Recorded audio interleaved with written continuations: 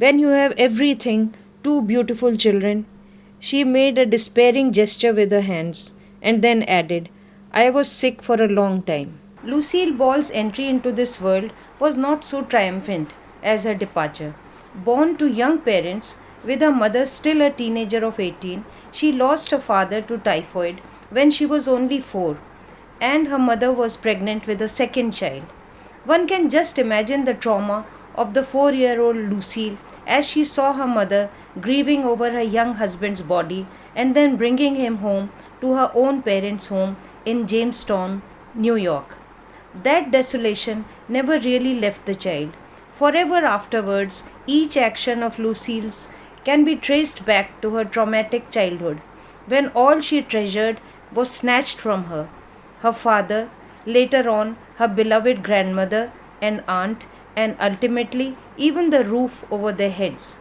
Here's where the childish urge to make things right for her mother must have started, and which later turned out to be the mission of her life. Like her mother, she learned to put family first and slaved to provide for them.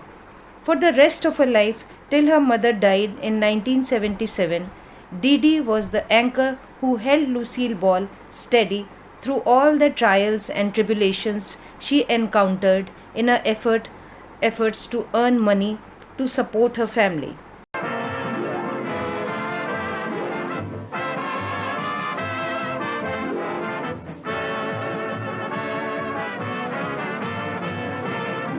Here's where the ball started rolling for America's all-time favorite funny lady. But the going was rocky at the outset for little Lucille Ball. She was raised by Didi, her widowed mother, after her father died early of typhoid. While Mama struggled to make ends meet, Lucille played in her grandfather's house. He often took her to vaudeville shows. It was the little girl's introduction to show business, and she adored it. They tell me I was 2 when I first got up on the counter or wherever and spoke little pieces for pennies or candy or whatever, so I guess it was there from the beginning. It wasn't just a stage she was going through.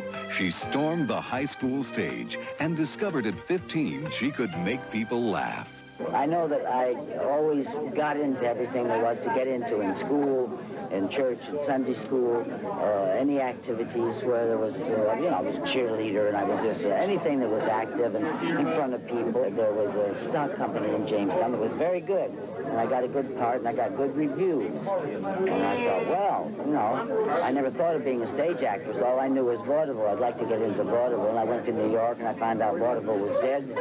Almost starved to death. Lucille decided to have a fling with serious acting. She and this 18-year-old newcomer took classes together at a drama school. When the newcomer outshone her, that was the last straw. Lucy left to find an acting job, and she did. But after 5 weeks of rehearsal, she was fired for being too low-keyed. She survived through odd jobs and modeling stints. Then an agent told her, go west, young woman, to Hollywood.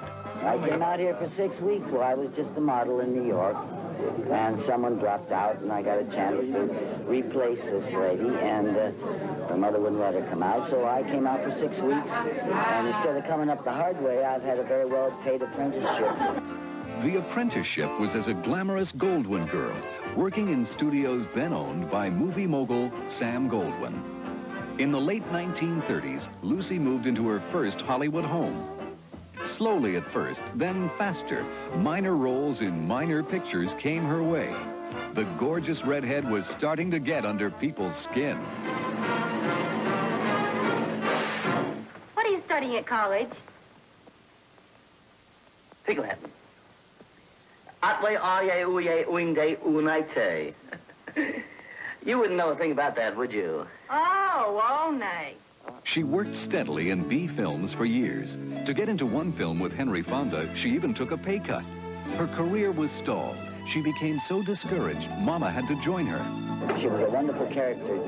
She wasn't a stage mother, but she was supportive and very proud of everything I did, and always said, nothing is impossible. Go, try it, By the late 1940s, Lucille had been tagged Queen of the B movies, earning $1,500 a week. Her fortunes improved even further when she met Desi Arnaz. She was 29, he was 23. Marrying the Cuban band leader was the start of something big. They got together and created I Love Lucy for its 1951 debut. I didn't expect to do any, very much of it.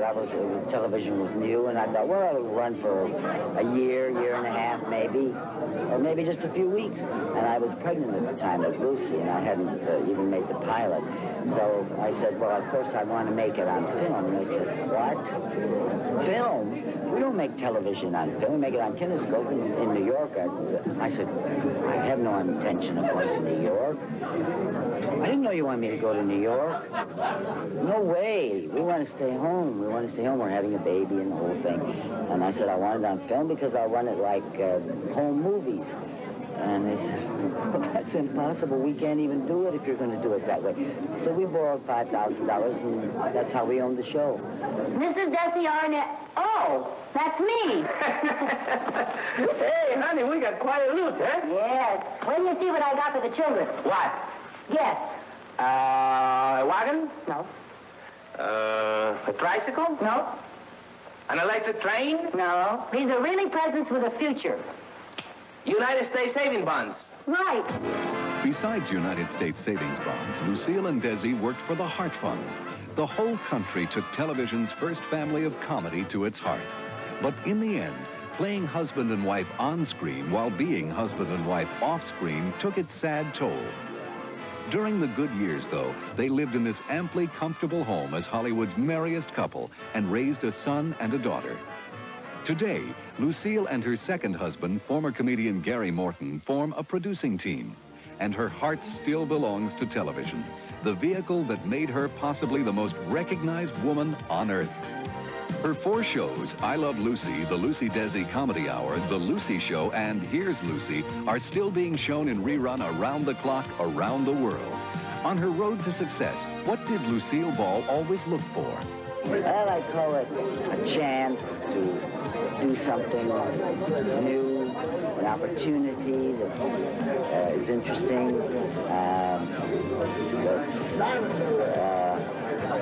It's something you haven't done before, and you got the guts to try.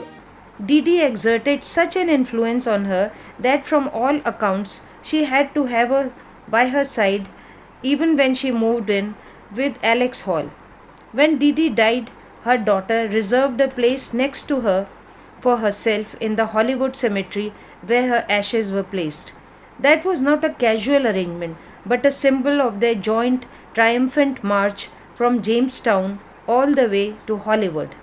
And yet, the child Lucille did not grow up into a sad, despondent child. Her innate exuberance and optimism ensured that she made the most of any happy circumstance she encountered. In fact, perhaps she sought ways to escape the grim reality of her family life by seeking fun and excitement in the Celeron amusement park near her home. And that world of clowns, shows, and make-believe became the antidote for the not-so-happy real world she lived in. For the rest of her life, she would take refuge in the make-believe world she dominated as Lucy, where reality and pretend life merged to make real life tolerable. Many times she said in her interviews that during those hellish days when her marriage to Desi was falling apart, she found solace in performing with him on the I Love Lucy show. For her, make-believe was the reality she found refuge in, her unique tool for coping with an impossible situation. Any other person could well have turned to drugs and alcohol, but having endured worse situations during her childhood, she had grown up with the idea that disintegrating in the face of disasters was not an option. You had to make the best of a bad situation with whatever mental and physical resources you had in your arsenal. This fortitude had stood her in good stead in the past, and it helped her to be the calm, collected, dignified persona she projected in public right to the end.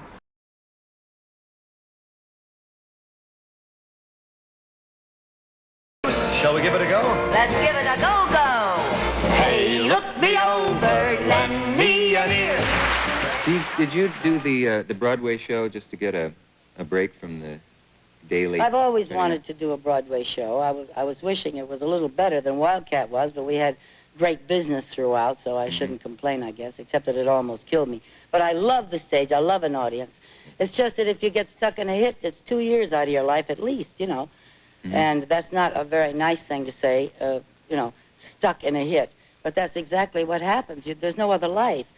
So I want to continue doing more theater, and of course I always do my show in front of an audience, but I don't want to do theater where I have to go 2 years in one area. I want to go 6 weeks, you know, something like that. It's hard to do that, though, isn't it, economically? Because economically, I could forget about it. You can't make any money in the theater. You just do it for exercise, which I need badly. I love the idea of having something that would make me exercise all the time. I don't mean push-ups. Push-ups. I mean thinking. What's it like to have owned the studio that you worked in as a showgirl? You know, was that really? Did you plan that? Can you imagine walking around RKO as a stock girl and saying, "Someday I'll own all this"? So ridiculous. And I get like that when they ask me, but then I cool it and I say, now really, you know, could anyone really, at the beginning of their career, walk down and say, "Someday I'll own all this," and think that it would be worthwhile? I saw the other night Room Service was on with with the Marx Brothers. And a Lucille Ball was in that film. Yeah, I don't know which one that was. Yeah. Was that not a fun experience? Well, I can't say it wasn't fun, because any part of show business has always been fun for me, and any time that I could be learning certainly was marvelous, and you learn a lot from them. What were the brothers like in those days? What were they like in those days? Well, they certainly worked as a team. I can tell you that. In any way that you can talk about? Yes. Yeah. They were very close, and they were an entity unto themselves. There was no one else like them. There never has been. I guess there never will be. They were very erudite. They were very vivacious. They had lots of vitality for everything that they did. And they chased the chicks, right? Oh, boy. And they had a big thing about taking their clothes off. And they always waited until there were some priests and nuns in the audience. That was their pet. They welcomed everyone on the set, and then they'd strip. That's satire, isn't it? I would say. Yeah.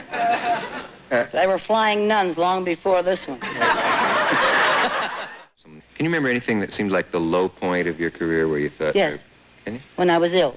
If you don't have your health, forget it. Yeah. When was that? From the time I was 17 to 20. I didn't walk.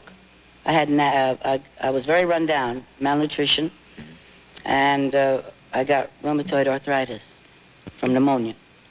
Could this have had anything to do with the way you were living, the way you were eating? Oh, the way entirely. You were... Not eating, not taking care of myself, and not getting enough rest. I was working both day and night. I was making all of $50 or something. And cold. I didn't have the proper clothes here in New York.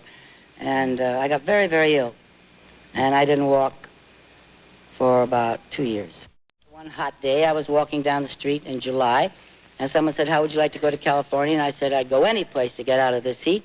And I went upstairs in the Palace Theater building, and some girl's mother had just yanked her out of a lineup that was leaving. That was a Wednesday, and they were leaving on Saturday, and she couldn't go, so they were stuck. And no time to test anyone, and they needed to produce 12 showgirls for Sam Goldwyn. So because I was tall enough, and because I was a model, and because I was a Chesterfield cigarette girl for that season, I fit the bill. And I went out, and I've never been back. And I've never been out of work. Lucille, who was only 19 years younger than her mother, had an almost sisterly relationship with her. It was her grandparents to whom both she and her mother deferred to. The fact that the 3 grandchildren, including Cleo, who was taken in by the family after her mother Nola died at age 32, referred to their mother as Didi and not Mom, immediately put them all on an equal footing. Of course, this was born out of necessity. more than any indulgence on Didi's part. She had to relinquish her parental authority to her own parents because she was too busy slaving at jobs to help with the family expenses to be able to mind the children. But she had very smart parenting skills. She gave her children, especially the headstrong Lucille, the idea that she trusted them implicitly to do as they were told without having a figure of authority looming over their heads. And Lucille, who led the way with the younger children, rose to the occasion by shouldering the responsibilities, sometimes way beyond her young shoulders, as best as she could. Perhaps those childhood memories of a young mother, desolate at being widowed at such a young age, instilled a fierce protective instinct in the young girl, and no punishment could equal the thought of disappointing her easy-going mother during those childhood years or in later life. According to a book by Kathleen Brady, when on a trip to her condo in Aspen, Snowmass, Lucille, well into her 60s by then, suddenly realized that her backgammon game had gone too long and her mother was due with the dinner any moment. Genuinely alarmed, she rushed to set the table, like the days of yore, saying, "Get the tablecloth, set the table, my mother will kill me." In another instance, when Didi was placed in her lap on a tobogganing trip, she said tenderly, "Now I've got my mother where I always wanted her." She trusted her mother so much that it almost seemed she could not function without her, almost as if Didi was the reminder of a special child who could rise to great heights as long as a soaring kite string was safe in Didi's hands. So much so that when Didi reprimanded her for being too indulgent with her siblings, so devastated was she at this shocking event that she suffered a nervous breakdown and could only stutter for a few months, leave alone speak her dialogues properly. To be ticked off by her mother was nothing short of a calamity, which makes me wonder at the fragile state of her mental and physical health, which needed constant reassuring from her mother for her to function at all. According to Kathleen Brady's biography, Lucille would send flowers to Didi on her own birthday as an apology for putting her through the pain of her birth. Though Lucille could not bear it when her beloved Didi pulled her up then, but that reprimand was not without basis, although it was she herself who had unwittingly contributed to Lucille's obsession for trying to set things right for her family. It was the child Lucille who had been made to feel it was up to her to see that her younger siblings and grandparents were looked after. When, as a 4-year-old, she was put up on the counter of the local grocery store to entertain the customers with recitations and poems, and realized the money given for this performance was vastly appreciated by her mother, the resolution to be the provider of her family must have taken root at that tender age and remained the mission of her life thereafter. The beneficiaries of this somewhat misguided objective later on went on to include Desi and her 2 children. And sadly, what Didi had warned her about came all too true. All those she helped so generously and unconditionally were demanding, took her for granted, showed no real gratitude, always had some grievance, and, as happens with all strong, independent women, left her feeling lonely, let down, and unloved. In an interview with Dick Cavett, she seemed to realize the futility of her efforts when, in answer to a question about her being liberated, she said plaintively, "Oh, I don't want to be liberated anymore. I am liberated beyond endurance. Now I want somebody to look after me."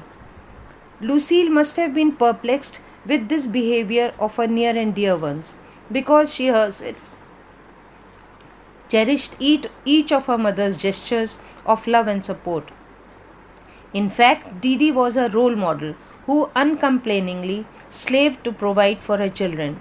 From her meager earnings, she made sure her tall, gangly daughter was dressed in good clothes, Seeing her ambition in the performing arts, she scraped together the fees for a stint in an acting school.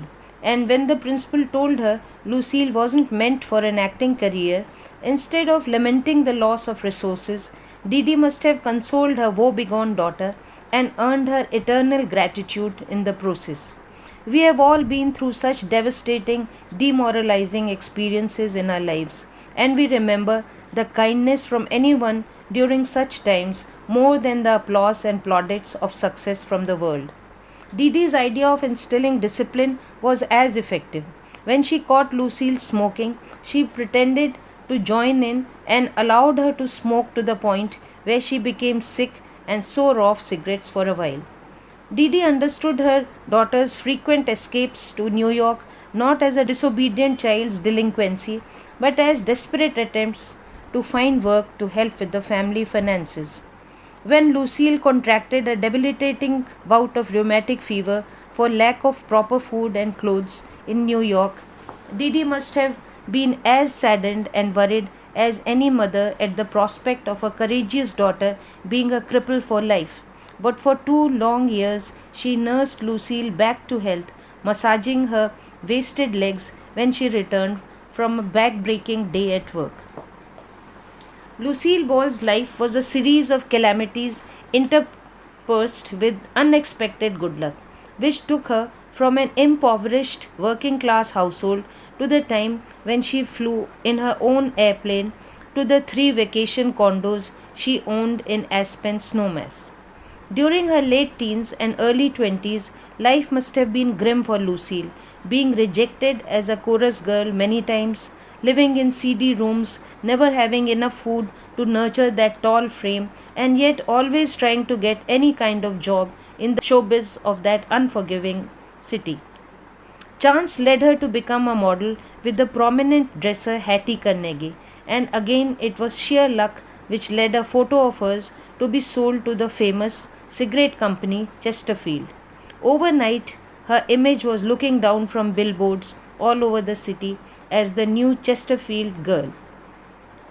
And yet she never once admitted that it was a beautiful photograph, as usual, shying away from the notion of being pretty or attractive to others. This was an innate, classy, and refined aspect of her personality which no amount of grooming and education can give you.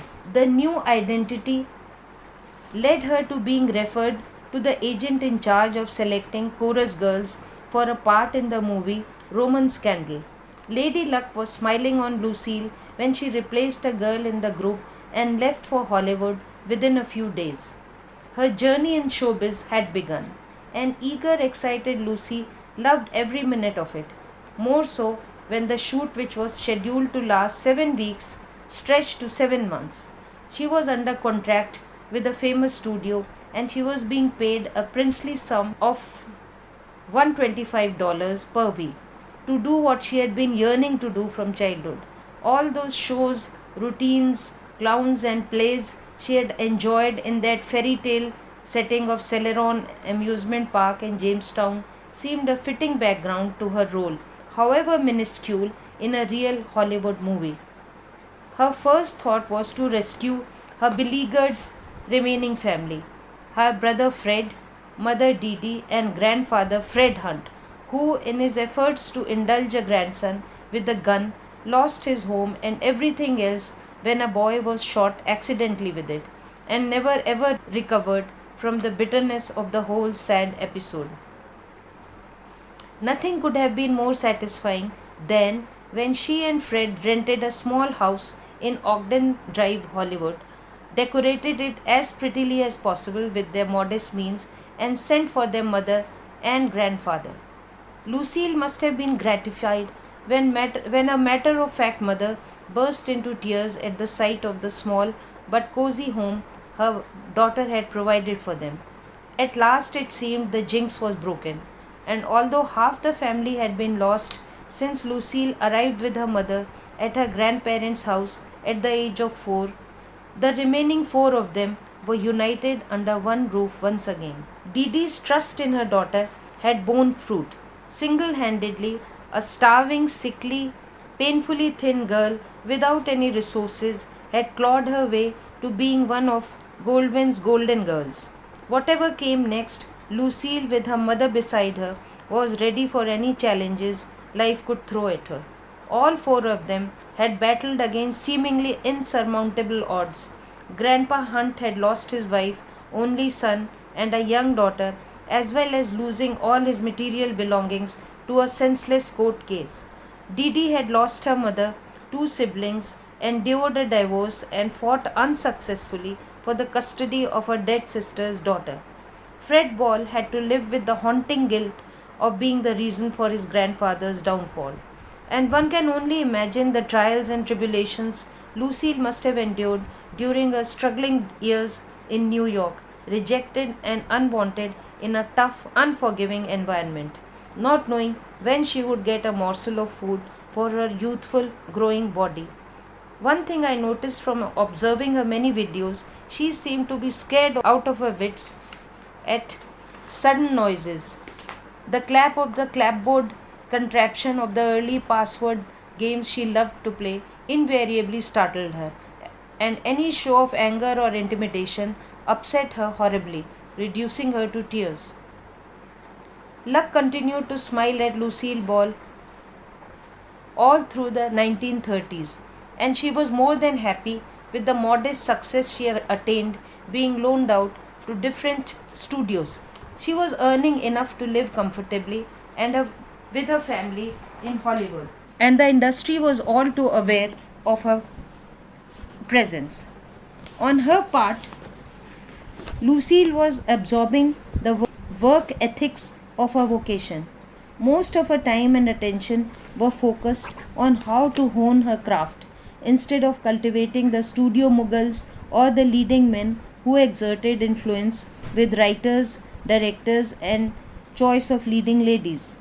But she was also intelligent enough to understand that a non controversial lifestyle, hard work, and dedication was all that was needed for her for the kind of career she envisaged for herself. On her part, Lucille was absorbing the work ethics of her vocation. Most of her time and attention were focused on how to hone her craft instead of cultivating the studio mughals or the leading men who exerted influence with writers, directors, and choice of leading ladies. Lucille was a very smart, savvy lady and was alert to any opportunity to further her career. But she was also intelligent enough to understand that a non controversial lifestyle, hard work, and dedication was all that was needed for the kind of career she envisaged for herself. She would not bend over backwards to pander to the egos of the powers that be, compromising on her way of life for any benefits she might thus gain did not appeal to her proud and independent spirit. In hindsight, it's easy to appreciate her prudence because while she handled her life and finances well and lived in peace and luxury to the end, other celebs like Judy Garland and many others earned a lot and lost it all and died in penury. Another quality which differentiated her from the other divas of Hollywood was her intense desire to analyze her shortcomings and try hard to improve in those areas. She had always regretted leaving her studies midway and now arranged to take weekly lessons in English literature from a professor for 3 years. So earnest was she about this that even at her parties at home, the guests played word games, and late into her 70s, she played password on TV and had her Scrabble board and a huge dictionary on hand at her home. The result was that, along with their mother, both children were adept in word games, and little Desi shone as a bright, intelligent kid at age 11. Surprisingly, even Gary Morton displayed a decent flair for password, which must have endeared him to his wife after the luckless Desi Sr., who could never master even simple English despite living in the States most of his life. The result of this effort was Lucille Ball's perfect dialogue delivery in films and shows. Her crystal clear voice, tone, tempo made it all seem so easy to be the articulate, confident speaker she was during public events. Compared to some cringe-worthy performances by big stars at awards events these days, one cannot but admire the lucid way our Lucy spoke. Getting Leela Rogers to accept her as a student in her acting workshop at RKO Studios was another of Lucille's efforts that paid rich dividends in her movie career. Leela, a war veteran and a journalist turned scriptwriter, was something of a maverick who had guided her own daughter, Ginger Rogers' film career to great heights and an Academy Award. Rather than suck up to lofty studio bosses or vainglorious leading men, Lucille thought it fit to toil for long hours in the plays that Leela produced with her cast of young students. Impressed with Lucille's single minded devotion, Leela defended and protected her young charge and encouraged her. Under Leela's all round grooming, where she was encouraged to read good books, Lucille emerged like a butterfly from a humble cocoon. At this point in her life, Lucille was content in her life. She was happy with whatever success she had in films, glad of the steady income that kept the family in comfort and safety. But as was the case with her, every time she seemed to be settling down to a placid life, shrugging off an affair or two, once again Lucille Ball was jolted out of her complacency and left hanging out there, vulnerable and exposed. Little did she know that a storm was brewing in her well settled, calm life again. A storm in the shape of a wily, vainglorious Cuban who saw her as a willing stepping stone to his own upward trajectory in showbiz and who would sweep her off her feet in the blink of an eye. For once she would throw caution to the wind and give herself the liberty of falling wildly, passionately in love.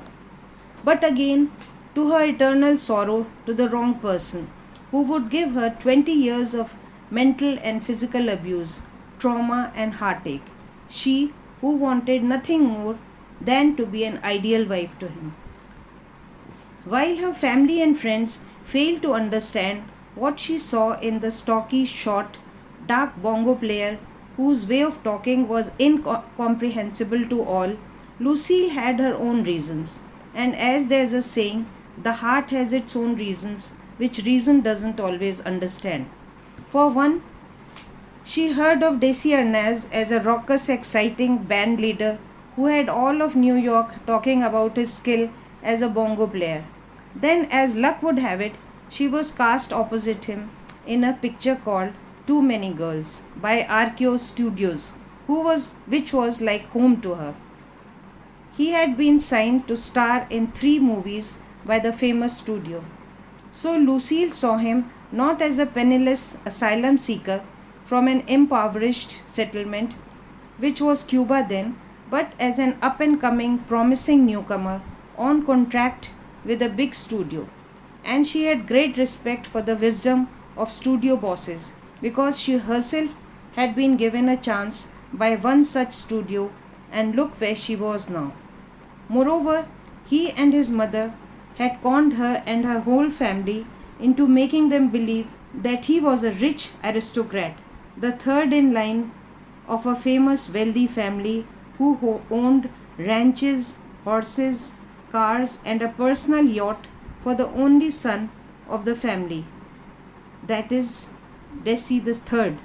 That guileless, hard-working family was awed that such royalty had condescended to align with them.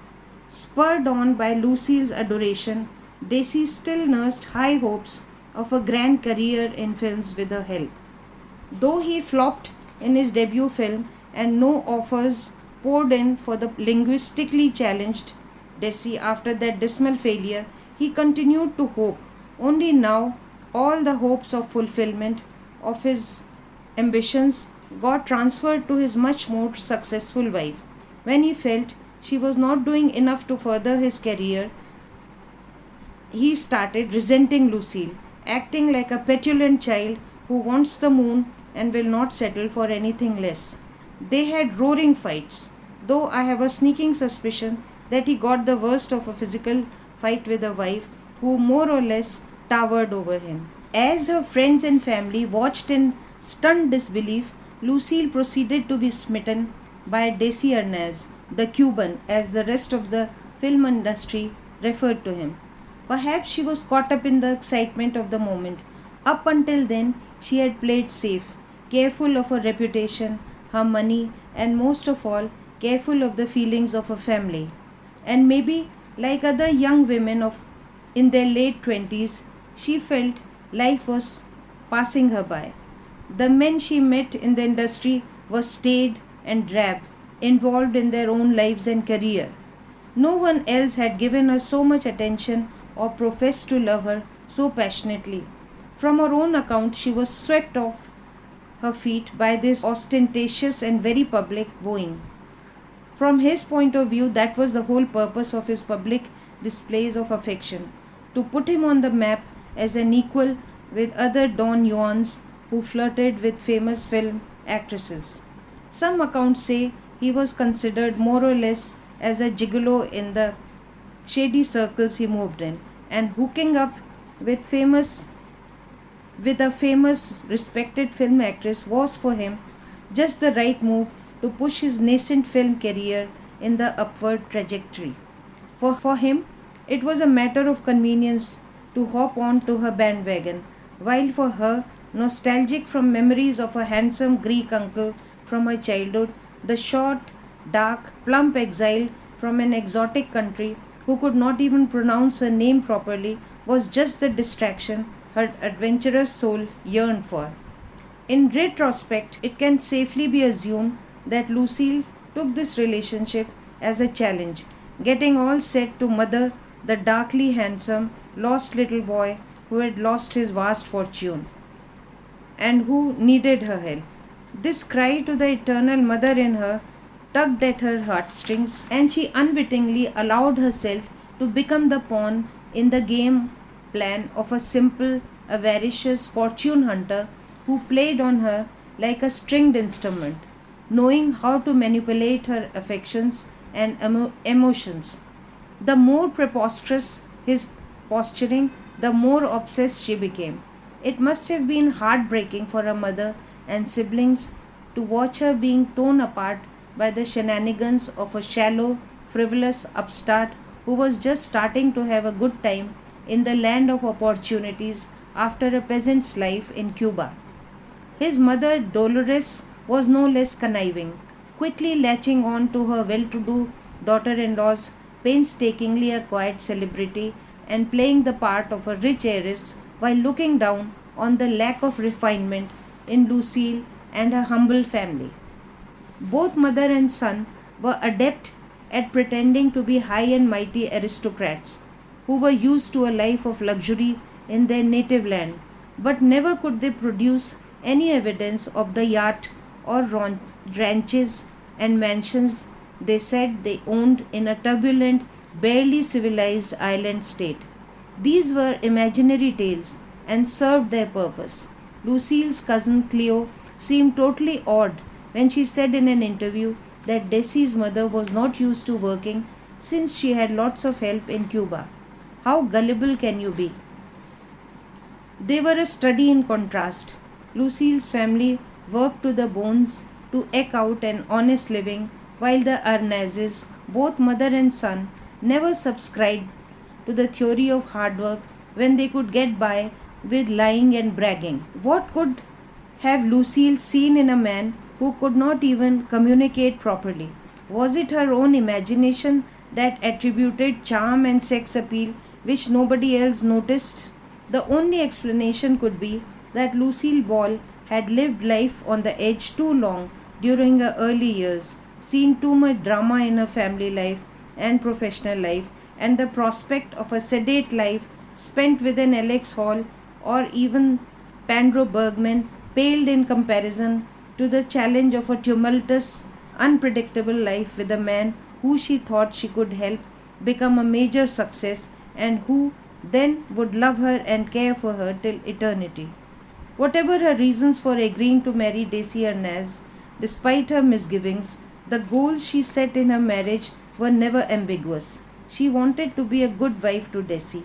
She wanted to have his children, and she wanted to fulfill his desire of becoming a success in showbiz. Desi Arnaz had one goal. When, to his surprise, he persuaded Lucille to marry him, and that was to quickly climb the ladder of success in Hollywood with abundant help from his wife. It may have never occurred to him that he was expected to adhere to some ground rules of married life in his new country of adoption. He was not a well brought up Catholic aristocrat who had fallen on bad times, as Lucille had convinced herself, but was an amoral, unscrupulous man from a tribal culture where people don't take marriage and family life very seriously. He was quite willing to treat his new wife to his latent charm in bed, but never even thought she expected it to be an exclusive privilege. And to be fair to him, he was at an age when most men can only think of their next conquest in bed. So this strange marriage got off to a rocky start, with both parties having uproarious fights one moment and then making up the next. It seemed Lucille could not have enough of her boy wonder, and rightly resented his doling out his affections to all and sundry when he was on the road with his band. Desperately, Lucille tried to tie him down to home and hearth by buying a small ranch in Chatsworth, but in vain. He was too promiscuous to appreciate the joys of monogamy and continued to sleep with any females he could manage to seduce. He was not averse to paying for their company either. That he was married to a known actress must have added to his reputation as a powerhouse performer, and he thrived in his newfound importance. Maybe he wanted to publicize his lover boy image because he knew, after his debut film, Too Many Girls, that he was far from being the sensation he and the studio had hoped he would be. And he stared at a bleak future ahead. Creating an image that all the girls were smitten by his charms may have been his way of drumming up some much needed publicity to prop up his deflated ego. But the besotted Lucille had to take the blame for his stalled career as well. Frustrated at his plans of ruling Hollywood going awry, he turned on the woman who he thought was not making sufficient efforts on his behalf. Lucille wryly said to a friend that everything is my fault, even the war. Being a veteran of Hollywood ways and being a smart cookie, she now had no illusions of a man succeeding in films. And yet, her love and loyalty to Desi was such that in many interviews she spoke of her hopes of working with him. Now, this is where the glaring difference in their characters comes through. Here she was looking for ways to work with him, considered a failure by those that mattered, willing to give him a leg up and not concerned at the prospect of teaming up with someone who could very well dent her own popularity. When the name of the game was getting together with famous co-stars, directors and producers, as she had learned the hard way, here she was doing everything in her power to co-star with one who had been so decisively rejected by the industry and considered a non-entity by them, with nary a thought of the damage it could do to her own painstakingly built career. Her marriage may not have turned out to be the bed of roses as she had envisaged, but still Lucille was more than willing to put up with her philandering husband, still madly and sadly in love with him. As she later said, she could tolerate his transgressions as long as the matter remained between them, and she could put up a show of domestic bliss for the press and her public. It was only when he went out of his way to humiliate her in public that she was forced to take a stand. All his shady goings on were well documented by the Hollywood press of that time. Though in deference to Lucille, the police hushed up the matters when he ran afoul of them with his rowdy behavior. Around 1948, she participated in a radio interview by Hollywood Byline, which throws light on how she chose to express her public persona. Undaunted by the panel of 6 or 7 important journalists of that time, she was confident charming, and seemed to steer the question answer session towards lighter moments when the illustrious panel seemed to run out of steam. She seemed ready to lift the proceedings from the banal to a fun filled conversation among friends. Most of all, she was carefree and ready to have fun at their expense. A far cry from the guarded, diplomatic Lucille that she became after her great success in TV. In that radio interview, she turned the tables on the interviewers by teasing them about their exaggerated write ups about the stars. Forever careful not to ruffle male feathers, she picked a female journalist to say, "When you people request us to pose in the kitchen while cooking, we take great pains to dig up grandma's recipe and actually cook, only to have you writing later on that the Arnazes were just faking it and they never actually cooked." Here she took a pause and then demanded, "So, what do you expect us to do? Invite you to dinner, cook in front of you so you can see for yourself, or it doesn't matter the damn thing?" Here, notice she did not shy away from using the word damn, but later on, very much mindful of her responsibility towards setting a good example for the public, she forbid the use of cuss words in any of her shows, and in fact was known to fly into a rage at the slightest break in these self imposed rules. It wasn't long before she was embarking on a new career in radio. Thanks to her evocative way of dialogue delivery, she was an instant success in a CBS owned radio show, My Favorite Husband. Her efforts to work hard to improve herself always paid dividends in her career.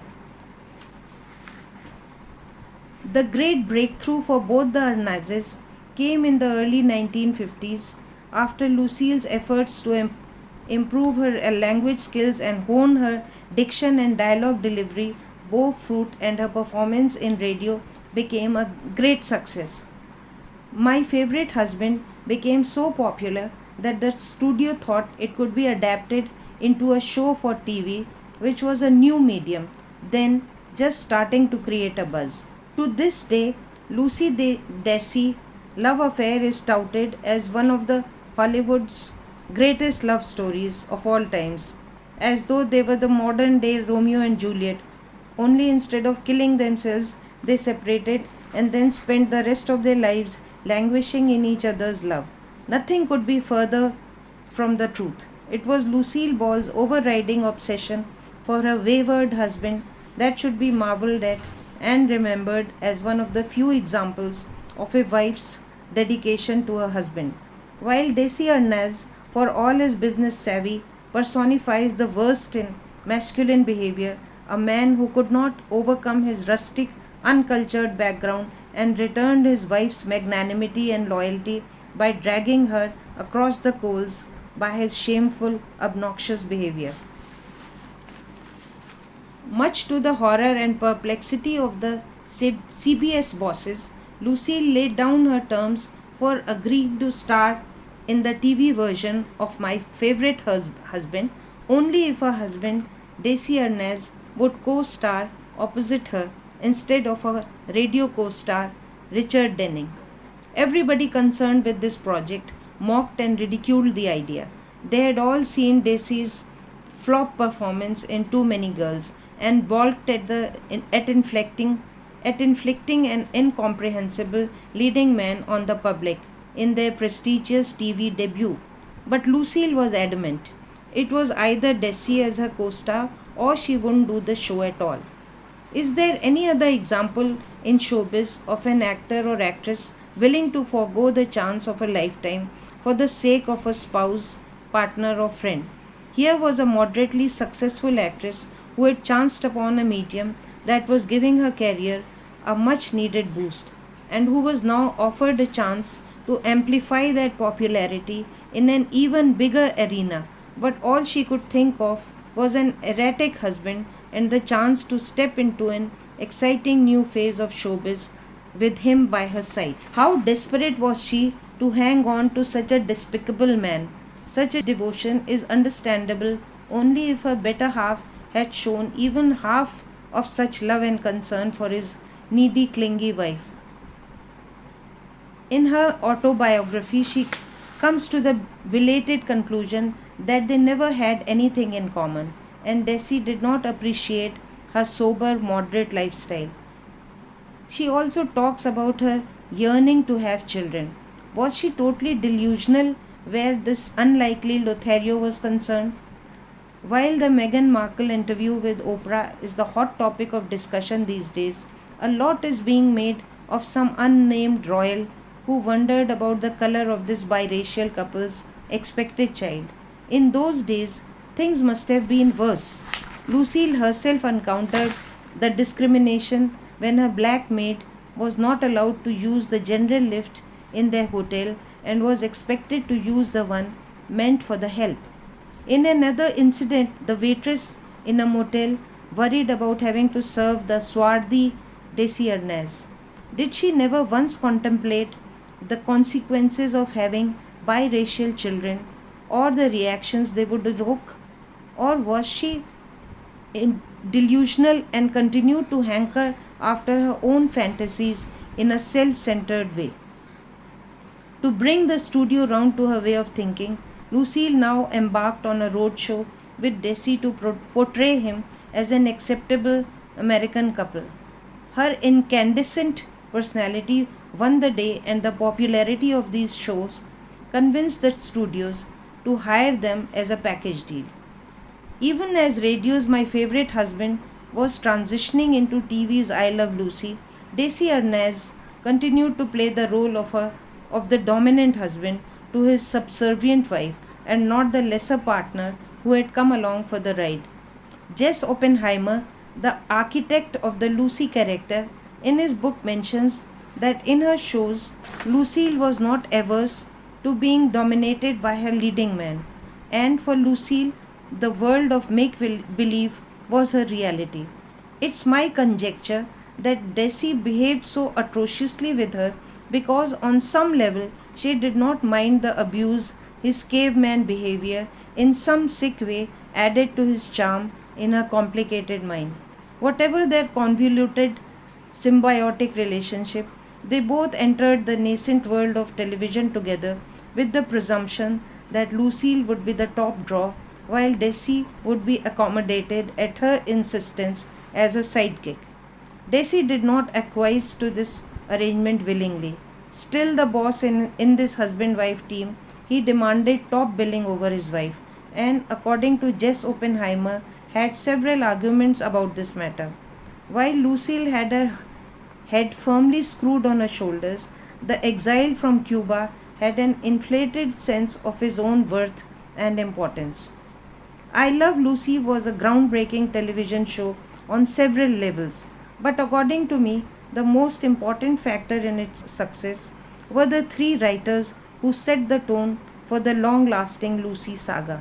First of all, it was Jess Oppenheimer, the producer of the CBS sponsored radio show My Favorite Husband, who admired and understood Lucille Ball's capabilities and skills as an actress and concocted this show which would bring out her talent and comedic timing, so far untapped by film studios, to new heights. The second important factor were two well brought up, well educated 20 something nerdy kids who somehow converged on the same studio at the same time to try for jobs as writers with CBS. By now, we are all too familiar with the names of Bob Carroll Jr. and Madeline Pugh as the credits run across our screens after another laugh riot of one of the Lucy shows. Though the success of the Lucy show is largely credited to Lucille Ball, she herself never failed to give equal credit to the writers for writing the material which showcased her incredible talent. The real love story from Desilu, albeit a platonic one, and therefore even more incredible, was the partnership between Madeline Pugh and Bob Carroll Jr., which lasted till Bob's death in 2007 at the age of 88 years. Their collaboration, which continued longer than any team effort before or ever since, brought immense joy and laughter to fans all over the world, and for this, credit should be given to both, who must have been genuinely fond of each other must have been true best friends who cared for each other and who resolved their differences, if any, in a refined way and remained friends through personal divorces, marriages, right till the very end. Compared to this tender love story, the Lucy Desi story was a cruel, sordid saga of ego clashes, heartbreak, and notoriety.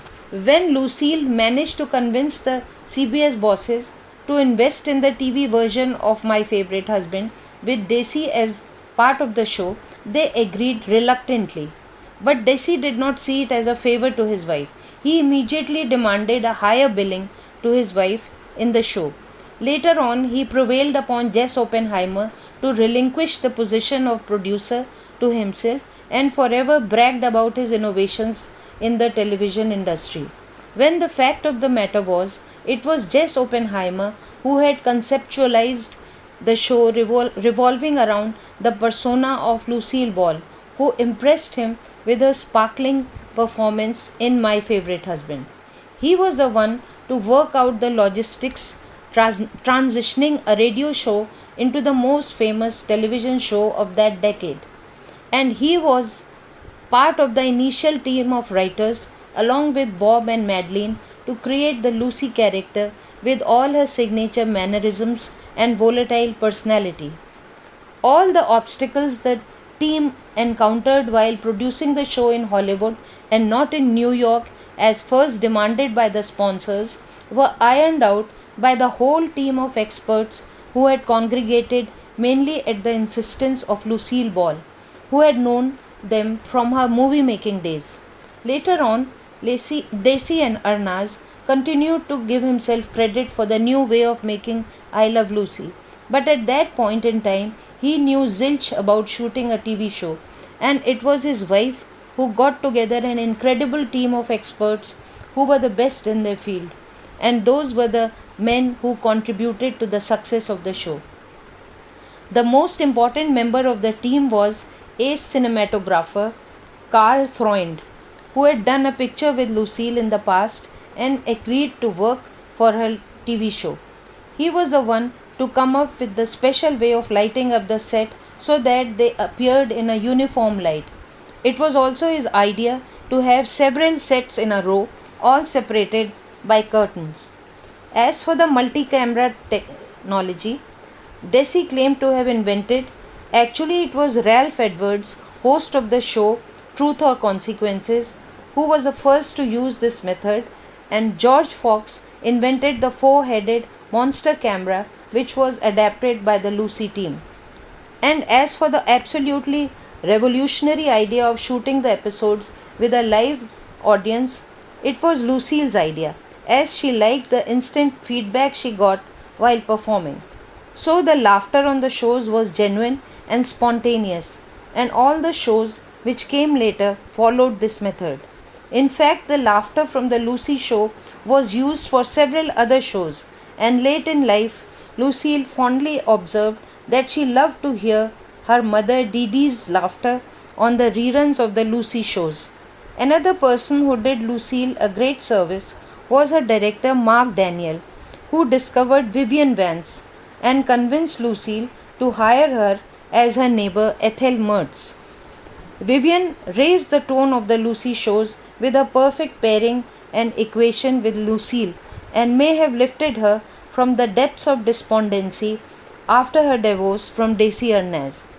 Both turned out a stellar performance by creating the highly rated The Lucy Show, starring two middle-aged women without the glamour quotient which was the requirement of any popular show at that time, which went such a long way in establishing Lucille Ball as a superstar in her own right.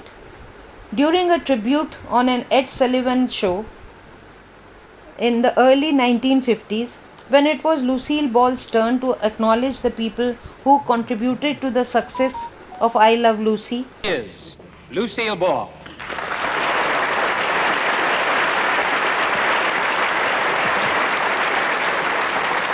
Thank you very much, Ed. I'm going to just take this as my big opportunity to thank everyone who's helped make I Love Lucy a good show. I'm just going to grab at the chance. First, CBS and Philip Morris for having confidence in us and backing us in our pioneering ideas. Thank you. Then the one and only Jess Oppenheimer, our head writer and producer. Love that man.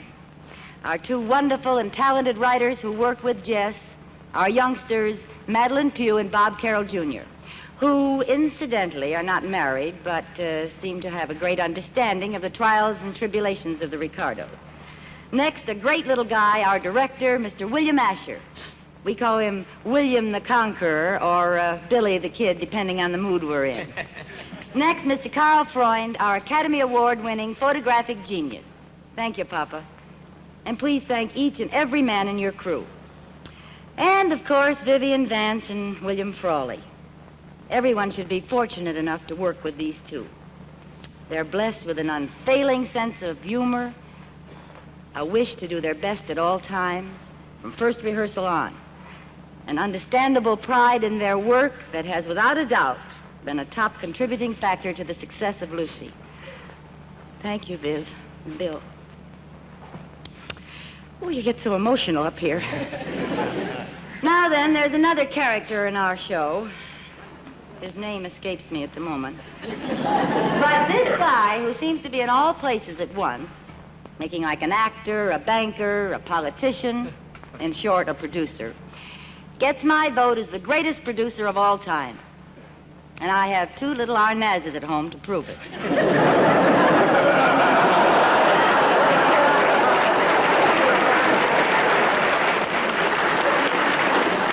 Desi, I love you, signed Lucy. She started off by paying fulsome tribute to, first of all, Jess Oppenheimer, who, according to her, was the man responsible for the success of the groundbreaking show. Then she singled out cinematographer Carl Freund and his team.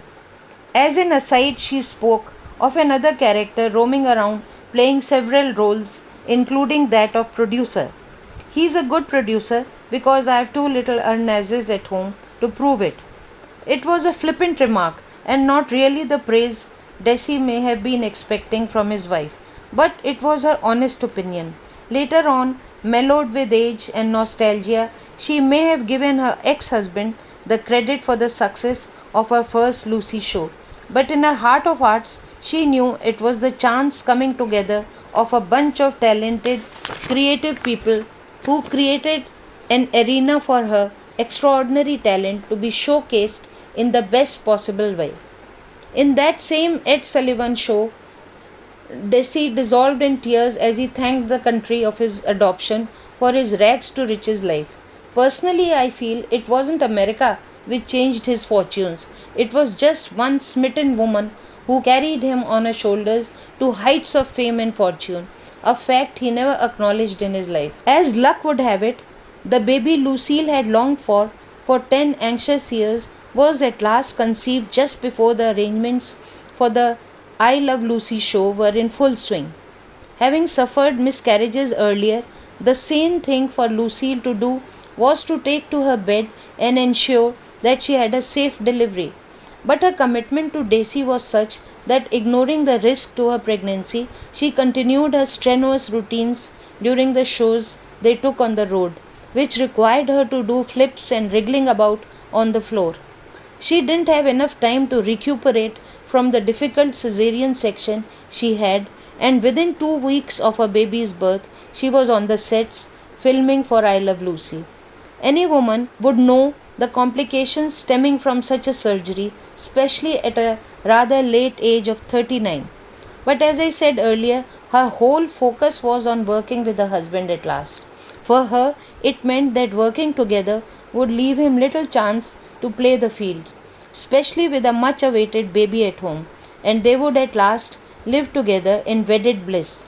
Alas, much to her sorrow, she would find things even worse than before, because Desi would find new avenues for cheating on his wife with all his newfound fame and riches. The show started with a bang and climbed the ratings to the top from the word go. The whole concept of the Ricardos and Mertzes getting into outlandish situations, mostly instigated by an unflappable Lucy Ricardo, made an instant connect with the audience, and the show enjoyed unprecedented popularity all across America.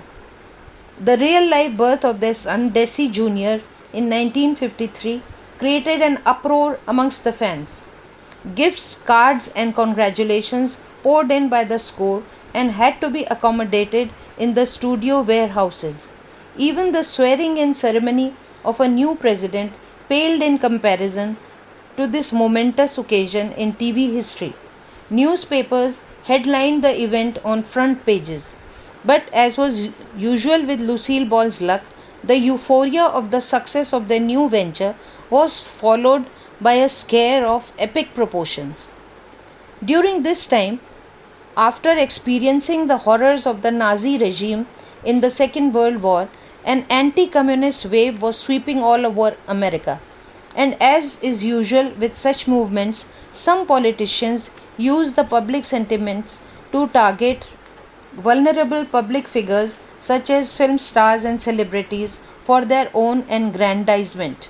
One such politician was the infamous Senator McCarthy, who made it his life's mission to finger well known celebrities and accuse them of having communist leanings.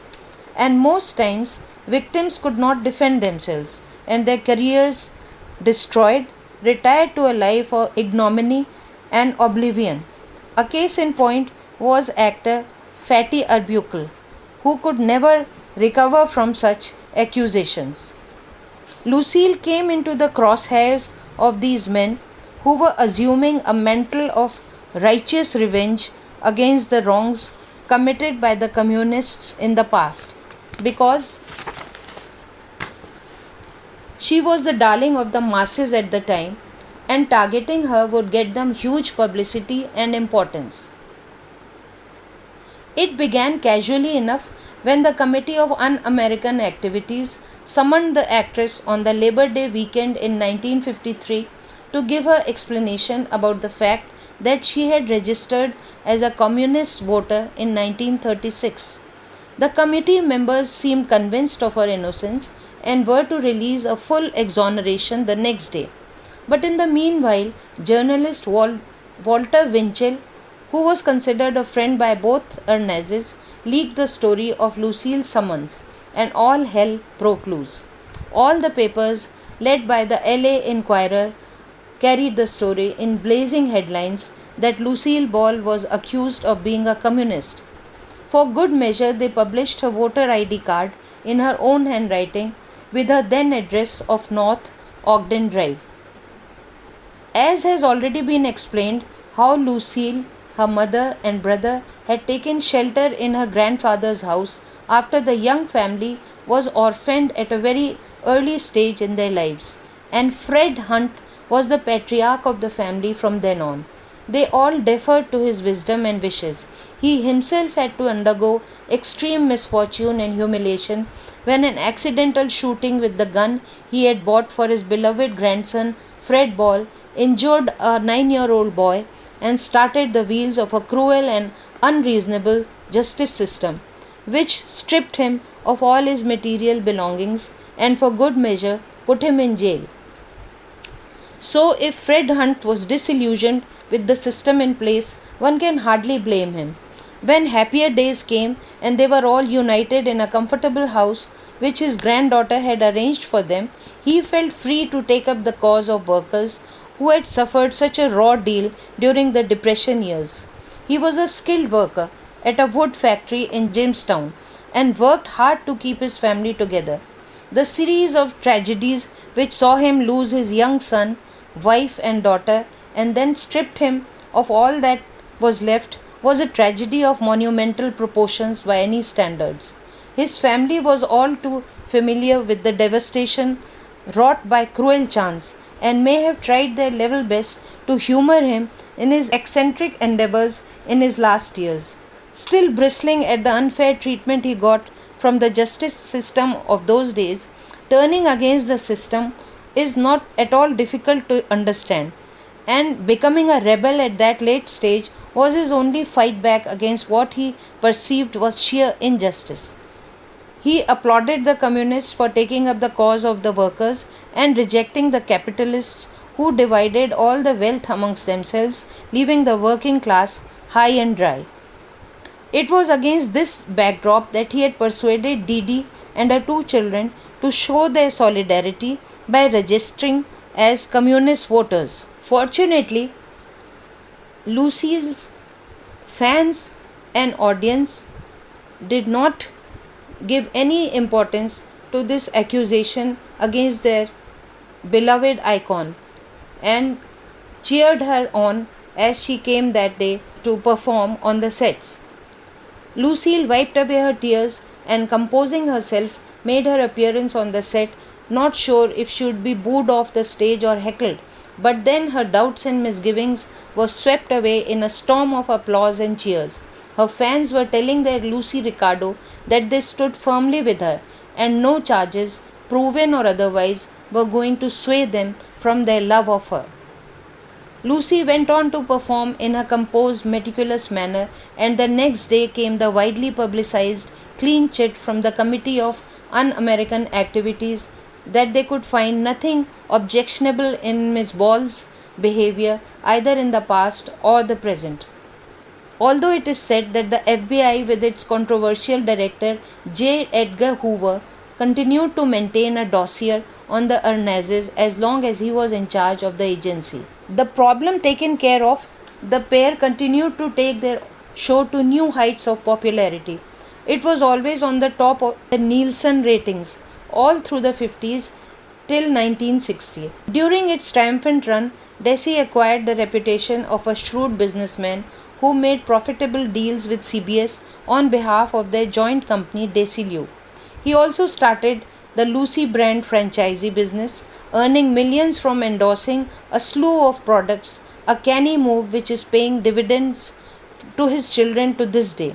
Though Lucille was not very enamored of the idea, her daughter enthusiastically promotes the sale of Lucy dolls, Lucy mugs, and hundreds of other trivia in their homegrown Lucy business, decades after the death of her mother.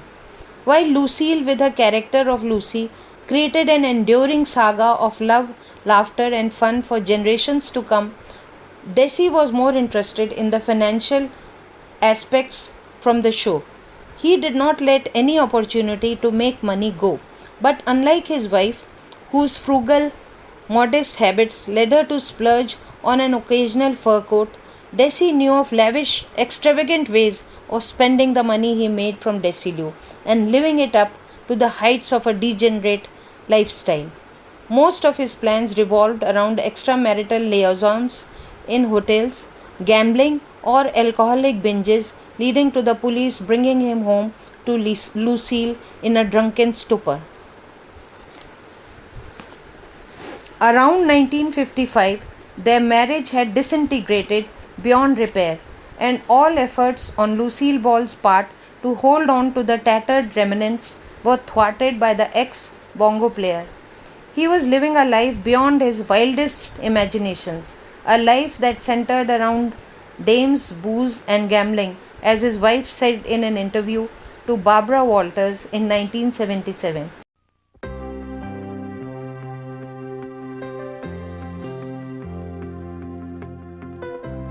When you've had an unhappy marriage and you've disappointed millions of people by getting a divorce, you know, you think more than one. You don't run off in a week.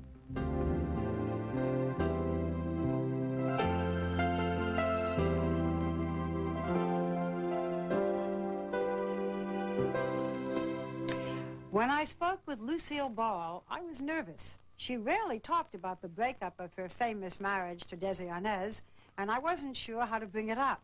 She was, after all, going to be sitting right next to her second husband, comedian Gary Morton, and I assumed that Desi was not their favorite subject. But she had no problem talking about him. In fact, she was eager to discuss her ex-husband, and did so in a frank manner that was somewhat shocking to the millions who had only known them as that zany, happy couple, the Ricardos. In a moment, the great Lucille Ball. Desi was still alive, and the subject of her first marriage was still painful. I mean, when you and Desi were married, you had everything. We had nothing. He was he had his own band, and he was in a play in New York, and he was a kid. When you were married? But when we then, were first married. at the success. Then we build up a lot of things. Right. But then even when you while they were supposedly building, they met- would not believe that he was doing the building. Yeah. And he was doing the successful building of a very well-run empire. I was doing the acting and having the children. I had no part of it. I took that on much later. But I knew what he had suffered, really, and how he did not deserve that. And just because he was Cuban and once a bongo player did not warrant calling him any of those names. And he worked very hard and got a lot of respect for what he did, and they forgot about that. You had the success. The marriage looked perfect. It was everything. And then it fell apart. That was his problem. And I heard you were devastated. I couldn't understand it any more than, you know, for the same reason you're asking the question. It seemed like we had everything. I think people still don't understand. I don't either. Oh, I think that's past. It's certainly past. I think it's past. But we certainly did have everything and worked very hard to get it, and 2 beautiful children, and what else can you ask for? And I think if Desi were here right now, he would agree that it was... But when we're talking about the marriage, you had said, I didn't make the same marriage mistake twice. This marriage is very different. This man is very different. I'm cute. He's not a loser. I married a loser before. He could win high stakes. He could work very hard. He was brilliant. But he had to lose. This man's sweet. I like getting up in the morning. So was the other man, sweet and generous, overly generous, but he had to lose. He had to fail at everything that he built up. Everything he built, he had to break down. And he still claims he's the same way. And is this marriage itself very different? Yes, very different. We have a home that is lived in. We had many houses before, but we didn't have a home that he was ever. And which had lifted him in his own eyes to the status of a studio Mughal, which he was for all practical purposes. Because if there was one thing he was really good at, it was manipulating men, institutions and studios to his advantage. But there was nothing honorable or upfront about it. Perhaps he also pioneered the wheeler-dealer culture in Hollywood. In 1957, he had made an unbelievably huge investment when he bought RKO Studios, and it became a part of Desi. Lucille at first could not understand this need to expand, especially because they were drifting apart in their married life, but again bowed to his wishes, perhaps hoping this new partnership would translate into closer ties at home. So she signed the check for the huge amount, unsure about the feasibility of the move, yet wishing to humor him. Always for Lucille, as far as Desi was concerned, the make-believe world of I Love Lucy was her reality, in which she found solace. In an interview in the 1980s, when asked about the tough times then, she tried to explain her coping method to Dick Cavett. It helped to go and shoot for the I Love Lucy show, whether we went to the studio together or separately. While we were shooting, it was a happy situation. It was a paradox. As the child, Lucille had found an escape from a difficult family life in the plays and shows of the Celeron amusement park in Jamestown. So now the child woman Lucille could find comfort in the joyful family life they portrayed in their TV show, a figment of the imagination of their 2 young writers, Bob and Madeline. No wonder she marveled at their lack of personal experience in the marriage department, when they came up with happy, joyous situations which she believed in and which she could make herself believe were real emotions. For her, even the pretend love was like balm to her otherwise disappointed, disillusioned soul. In the TV movie Finding Lucy, made after all 4 cast members of the iconic I Love Lucy show had passed on, many directors and executives of Desi spoke of the brazen womanizing, drinking and gambling of Desi Arnaz, which cast a dark cloud on the 1700 strong Desi family and tormented Lucille, who wanted nothing but to have an ideal family life with him. The popular narrative, spun mainly by the powerful publicity department of Desi and carried on later by their daughter Lucy Arnaz, because she has a financial motive in keeping that story going, is what a wonderful show two people in love created and went on to build an empire based on their love and companionship. But the truth of the matter, quite simply, is what a groundbreaking show Lucille Ball pioneered and created with her comedic genius, and how a man who had no control over his basic instincts and lacked the goodness and human decency which was so valued in the adopted country he professed to admire, destroyed the show, the magic of the myth, and dragged his family, kids, and Desi to the depths of notoriety and humiliation. In this, Desi played true to pattern of all philandering men, the sort of men who marry women richer and more successful than themselves to realize their own ambitions. And when these morally corrupt men do find wealth and success, they need to assert their manhood by ill-treating the women who help them reach the top.